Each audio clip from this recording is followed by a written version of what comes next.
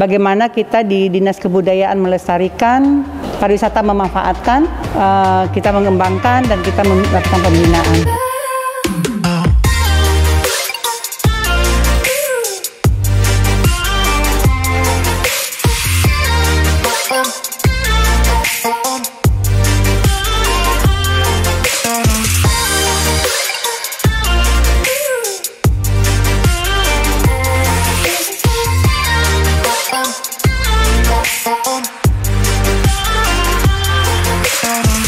Assalamualaikum Nusantara Pariwisata, bertemu lagi dengan saya Ajo Ahes dalam acara Malapak, Muatalama Pariwisata dan Ekonomi Kreatif.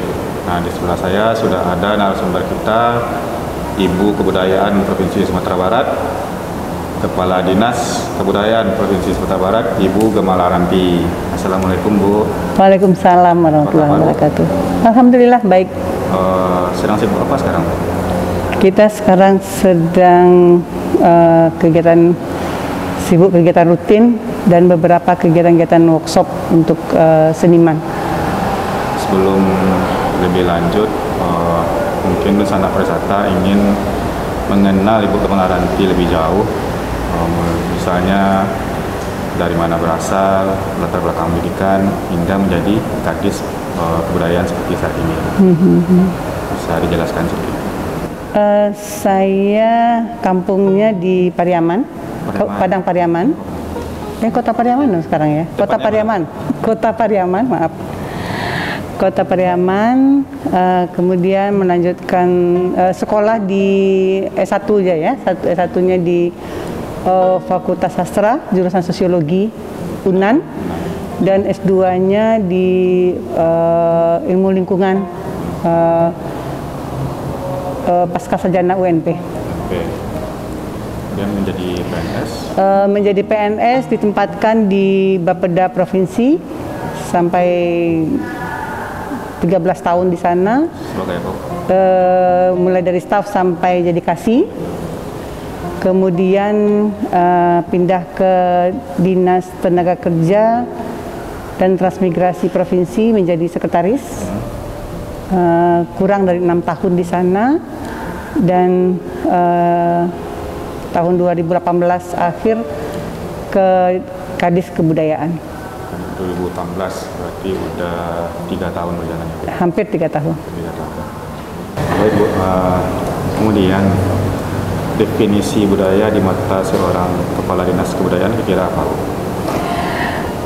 Budaya itu semua yang kita kerjakan, semua proses kehidupan, apa saja itu yang kita tata krama, apa yang kita lakukan dalam, mulai kalau orang-orang sini bilang mulai dari lahir sampai meninggal itu adalah kebudayaan. Apa saja yang kita lakukan sepanjang itu dalam kehidupannya sudah terlaksana, itu adalah kebudayaan. Jadi kita di Dinas Kebudayaan selaku Kepala Dinas, kebijakan-kebijakan terkait dengan apa-apa yang sudah kita tentukan, sudah kita atur, sudah kita letakkan sebagai peraturan-peraturan tertentu, menjadi program-program perencanaan, sudah masuk ke dalam dokumen perencanaan, visi misi mendukung visi misi gubernur, itu kita laksanakan. Di Dinas Pariwisata kami ada penelitian bahwasanya budaya adalah motif kunjungan pariwisata yang nomor 1, kemudian kuliner, dan ketiga seterusnya. Ibu sebagai Kepala Dinas Kebudayaan, apakah setuju atau ada pendapat lain tentang hal itu?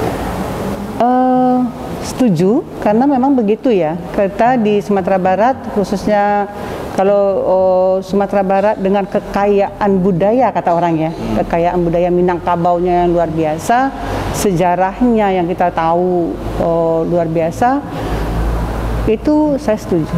Dan itu tidak salah hasilnya begitu. Baik, selain menjadi motif kunjungan, kira-kira menurut Ibu kenapa kita harus melestarikan kebudayaan kita ini? Kalau ke dalam kehidupan kita memang itu adalah ketahanan budaya. Jadi suatu negara itu akan kebudayaan itu yang dengan adanya kebudayaan negara itu ada ya. Itu tuh kata kuncinya, negara itu ada karena ada kebudayaan di negara itu. Jadi ketika kebudayaan itu harus kita lestarikan, Pasti, karena kalau tidak kita lestarikan kebudayaan, kita akan dirongrong oleh tidak tahan budaya. Ketahanan budaya itu ada, harusnya kita pertahankan sama dengan visi misi Pak Gubernur sekarang. Salah satu indikatornya adalah ketahanan budaya. Jadi makanya itu penting. Dan juga pariwisata kan mengatakan pariwisata budaya yang dilihat. Begitulah mengatakan itu pentingnya. Karena budaya itu motif nomor satu kunjungan kita Sumatera Barat. Iya, orang nomor satu kunjungan. Menurut Ibu, realita yang terjadinya gimana di lapangan soal budaya?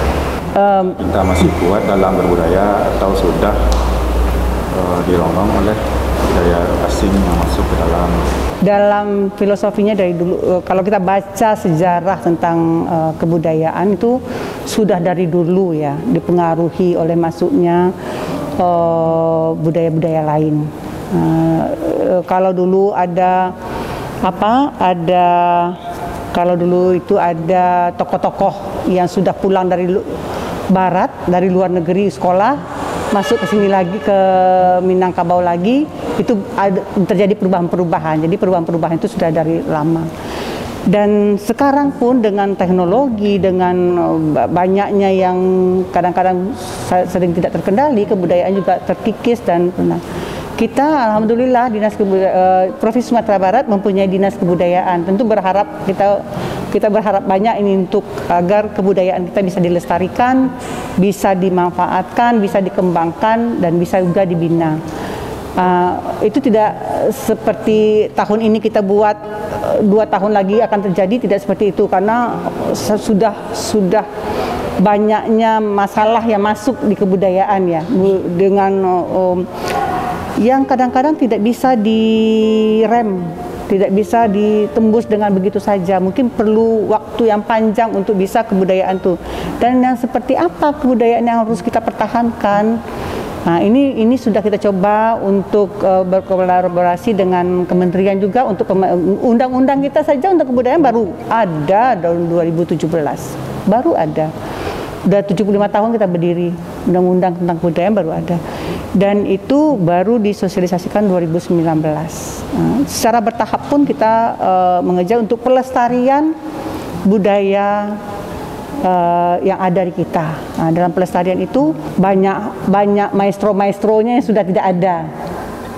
Kalau buku-buku ada. Jadi hal itu terus kita gali, kita berupaya untuk melestarikan budaya yang ada, dimanfaatkan oleh pariwisata. Ketika kita lestarikan, pariwisata memanfaatkan, kita kembangkan dan kita tetap membina pelaku budaya yang ada. Berarti ada dampak baik dan dampak buruknya budaya. Masuknya budaya luar ke budaya kita. Ya, pengaruh itu pasti ada lah. Dan itu ketika pengaruh itu ada, tidak semua juga pengaruh itu akan berdampak jelek ya. Tidak semua berdampak jelek. Karena kita juga harus mengikuti perkembangan, sama dengan baju itu kan dipakai lapua. Kebudayaan juga ada yang harus dipertahankan, ada yang memang ada yang dipakai baru, baju dipakai, kain dipakai langsang. Jadi ada hal-hal seperti itu yang kita ikuti. Tidak semuanya kita bertahan untuk pelestarian dan sebagainya. Bisa Ibu berikan contoh apa aja program dukungan dari kebudayaan untuk pelestarian budaya kita ini? Jadi kita sebetulnya koordinasi kita dengan Kadis Pariwisata sudah berjalan ya, sudah berjalan. Bagaimana kita di Dinas Kebudayaan melestarikan, pariwisata memanfaatkan, kita mengembangkan dan kita melakukan pembinaan. Jadi sudah banyak, misalnya contohnya saja ketika warisan budaya, ketika Ombilin, tambang batubara Ombilin sudah ditetapkan, OCMH sudah ditetapkan sebagai warisan dunia, itu kita melakukan tetap hal-hal yang unsur pelestariannya Dinas Kebudayaan tetap melakukan pendampingan, tapi pemanfaatan kan sudah dilakukan oleh Dinas Pariwisata. Banyak lagi daerah-daerah yang di kabupaten kota yang kebudayaannya bagus, misalnya mereka melakukan di Tanah Datar melakukan pacu itiak misalnya, itu budaya mereka. Pacu Jawi Kemudian ada festival-festival kebudayaan yang dilakukan yang mendatangkan banyak orang. Itu sudah mendunia juga ya, Bu? Yang udah belum itu baru menetapkan sebagai warisan Indonesia, warisan budaya Indonesia tak benda. Jadi hal-hal itu kita upayakan penetapannya. Jadi ketika kebudayaan itu telah dilakukan oleh kabupaten kota, kita usulkan untuk ditetapkan sebagai warisan budaya. Dan itu bisa dimanfaatkan oleh itu untuk mendukung pariwisata, karena ikon kita Sumatera Barat kan memang pariwisata budaya. Selain OCMH yang sudah menjadi warisan dunia, saya dengar ada lagi, Bu, silat atau? Ya, ada pencak silat, ada pantun. Ada pantun ya. Ketika pencak silat itu dari Indonesia itu pencak silat karena ada beberapa provinsi yang diusulkan yang melaksanakan silat. Tapi dari Sumatera Barat yang silek kita usulkan. Satu lagi pantun. Iya, satu lagi pantun. Kemudian potensi OCMH untuk pengembangan pariwisata gimana di mata Ibu? Itu kalau ketika sudah ditetapkan dunia ya, dunia saja sudah mengakui, nah, kan tinggal kita memanfaatkan. Karena kami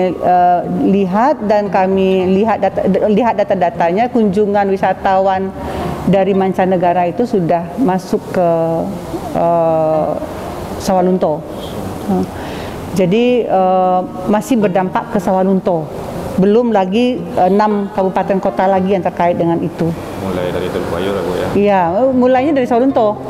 Sawalunto, Tanah Datar, stasiun Tanah Datar, kemudian stasiun Padang Panjang, kemudian rel kereta api yang ada di Padang Pariaman, Kayu Tanam, kemudian ke Silogunung Padang yang di Teluk Bayur, itu gudang batu baranya, kemudian baru ke OM Haven yang di Pelabuhan Teluk Bayur, dan baru balik lagi keretanya ke Kota Solo, melalui Kota Solo dan Kabupaten Solo, baru ke Sawalunto.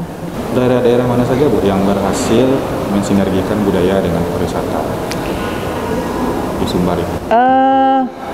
Ada, ini kan karena sedikit beda persepsi juga antara mana yang dilakukan oleh kebudayaan, mana yang dilakukan oleh Dinas Pariwisata ya. Tapi yang kami coba memilah, tapi ada juga yang kebudayaan lah menjadi lebih ke pariwisatanya yang jadi lupa dengan nilai-nilai. Nah, itu kan juga perlu juga kita lakukan pendampingan kembali kepada daerah. Jadi banyak hal yang beberapa daerah sudah mempertahankan. Kita tinggal Dinas Kebudayaan tinggal lagi melakukan pendampingan agar jangan nilai-nilai budayanya hilang. Gitu. Nilai itu yang dijual, Bu, ya? Nilai itu yang dijual, ya. Dalam mensinergikan ini ada nggak, Bu, yang contoh keberhasilan kebudayaan dan pariwisata ini dari daerah tetangga kita ke daerah luar Sumatera Barat yang patut dicontoh? Saya tertarik dengan ketika orang mengatakan Bali, dia mengungkit budaya, ya. Tapi di Bali itu perlu kita contoh, semua peraturannya dikaitkan dengan budaya. Misalnya ketika dia perda tentang lingkungan hidup, kait antara pariwisata, budaya, dan lingkungan hidup. Jelas di dalam perdanya itu. Sehingga ketika dia membuat, saya pernah baca tentang pertaniannya misalnya, kalau daerah terasering Ubud itu terkenal kan terasering sawahnya itu ya. Terasering sawah itu sehingga pemandangannya bagus dan sebagainya. Kita tak kalah indahnya juga, kita punya banyak itu. Nah, tapi di dalam peraturannya di Bali itu pertanian itu di dalam perda atau apa itu berbunyi itu, sehingga sawahnya yang tapi mengakibatkan kunjungan, tapi lingkungan hidupnya itu terjaga dan budaya dijadikannya itu budaya bagi petani dan sebagainya. Jadi dia satu kesatuan, dia itu saya tertarik dengan itu yang dipeliharanya. Kemudian selama hampir 3 tahun Ibu menjadi Kepala Dinas Kebudayaan, tantangan terbesar bagi Dinas Kebudayaan dalam melestarikan budaya apa aja, Bu? Ya, sekarang para remaja kita misalnya di TikTok goyang-goyang nggak jelas kayak gitu Bu, harusnya kan tariannya bisa tari daerah diganti kan. Kebudayaan itu harus diurus oleh banyak orang, tidak hanya dinas kebudayaan, tapi harus banyak orang. Pendidikan karakter pun sudah dari tentang kebudayaan itu sudah dari kecil. Cara cuci tangan sekarang sebetulnya kalau pakai apa, kita harus cuci tangan, memang dari dulu tuh sudah harus cuci tangan. Cuci tangan itu dengan air mengalir ya kita, tidak dengan kobokan, dengan air mengalir. Jadi kalau di warung, di lapau-lapau itu ada botol, ada tempatnya, jadi kita siram. Itu budaya kita itu. Tidak semua daerah juga yang seperti itu. Kalau itu pun berubah dengan fast food, dengan masuknya fast food, itu berubah, banyak hal yang berubah. Dengan masuknya budaya-budaya luar, dengan kecanggihan teknologi yang tidak bisa kita hindarkan, nah, itu tuh juga tuntutan kepada orang tua, kepada pihak sekolah, kepada nenek mama, mundo kandung, itu sangat tinggi. Nah, jadi untuk kita sama-sama membenahi. Jadi tidak saja perilaku itu, kebudayaan itu banyaknya ke perilaku. Jadi kalau biaya perilaku, karena kebudayaan ini tidak biaya perubahan perilaku itu lebih mahal daripada biaya pembangunan. Buang sampah itu kalau kita bilang kebersihan adalah sebagian dari iman.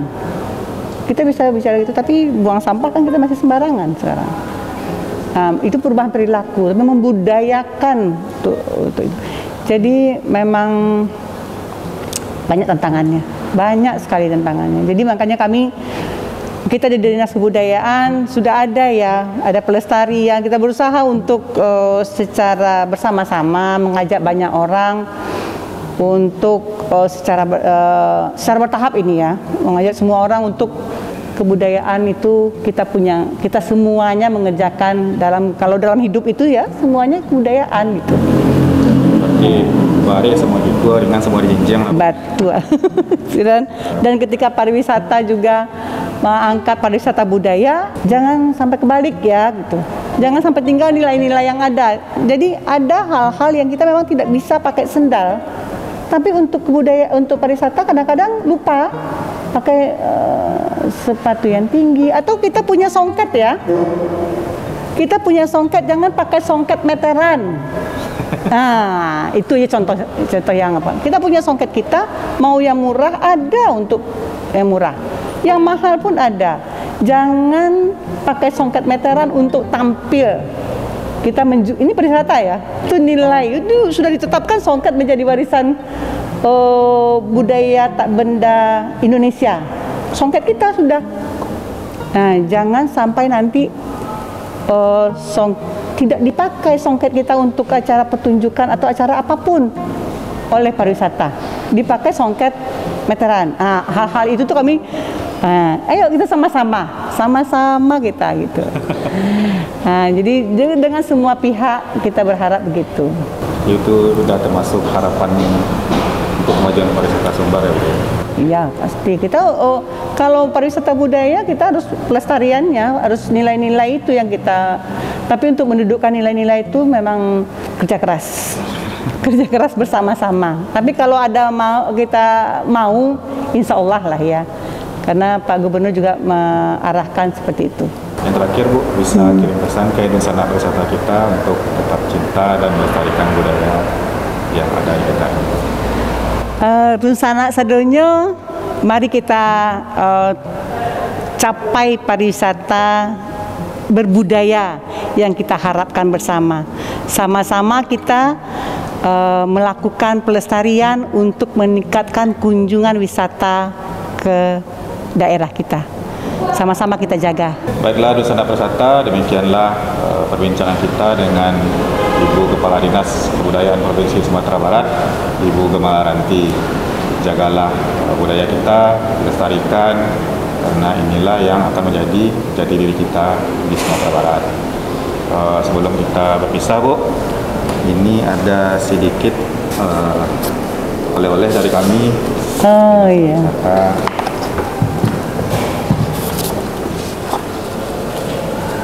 Mohon diterima. Iya. Oke. Terima kasih. Ini ada oleh-oleh. Oh, ada oleh-oleh juga. Terima kasih. Demikianlah Malapak kita pada episode kali ini. Sampai jumpa lagi pada Malapak episode berikutnya, tentunya dengan pelaku pariwisata dan ekonomi kreatif lainnya. Saya Joa S dan Ibu Gemlaranti undur diri dulu. Wassalamualaikum warahmatullahi wabarakatuh. Salam pariwisata. Salam Pitih Masua.